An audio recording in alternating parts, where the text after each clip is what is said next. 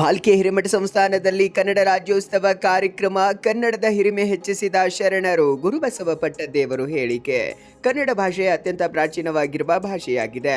12ನೇ ಶತಮಾನದಲ್ಲಿ ಬಸವಾದಿ ಶರಣರು ಕನ್ನಡ ಭಾಷೆಗೆ ದೇವ ಭಾಷೆಯ ಪ್ರಾಶಸ್ತ್ಯವನ್ನು ನೀಡಿದರು ಎಂದು ಹಿರೇಮಠ ಸಂಸ್ಥಾನದ ಪೀಠಾಧಿಪತಿ ಗುರುಬಸವ ಪಟ್ಟದೇವರು ಹೇಳಿದರು.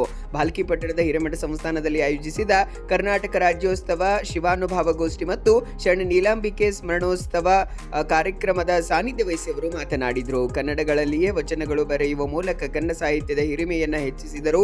ಇಂದು ನಾವು ಕನ್ನಡ ಭಾಷೆ ಉಳಿಸಿ ಬೆಳೆಸಬೇಕಾಗಿದೆ. ಕನ್ನಡ ನಮ್ಮ ಮಾತೃಭಾಷೆಯಾಗಿದೆ. ಮಾತೃಭಾಷೆಯಲ್ಲೇ ನಮಗೆ ಕನಸುಗಳು ಬೀಳುತ್ತವೆ. ಅದನ್ನು ನೆನಪು ಮಾಡಲು ಮಾತ್ರ ಭಾಷೆಯ ಕನ್ನಡ ಅವಶ್ಯಕವಾದದ್ದು.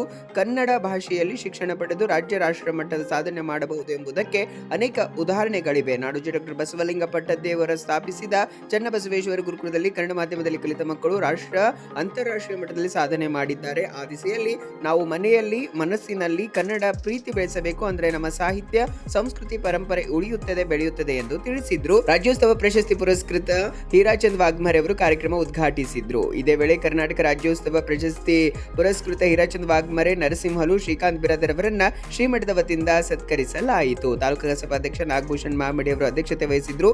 ಮಲ್ಲಮ್ಮ ಆರ್ ಪಾಟೀಲ್ ಅನುಭವ ನೀಡಿದರು. ಕನ್ನಡ ಪರ ಸಂಘಟನೆಗಳ ಮುಖಂಡರಾದ ಜಯರಾಜ್ ಕೊಳ್ಳ, ಸಂತೋಷ್ ಬಿಜಿ ಪಾಟೀಲ್, ಸಂಗಮೇಶ್ ಗುಮ್ಮೆ, ಸಂಜುಕುಮಾರ್ ನಾವದ್ಗೆ, ಸಂತೋಷ್ ನಾಟಕರ್, ರಾಜ್ಕುಮಾರ್ ಡಾವರ್ಗಾಂವೆ, ಬಸವರಾಜ್ ಸಂಪರ್ಗೆ, ಅನಿಲ ಹಾಲಿಪ್ಪರ್ಗೆ, ಮಾಳಸಕಾಂತ್ ವಾಗೆ, ಅಕ್ಷಯ್ ಸೋಮನಾಥ್ ಮುದ್ದ, ಚಂದ್ರಕಲಾ ಪ್ರಭು ಡಿಗ್ಗೆ, ಕೈಲಾಸ್ ಪಾಟೀಲ್ ಉಪಸ್ಥಿತರಿದ್ದರು.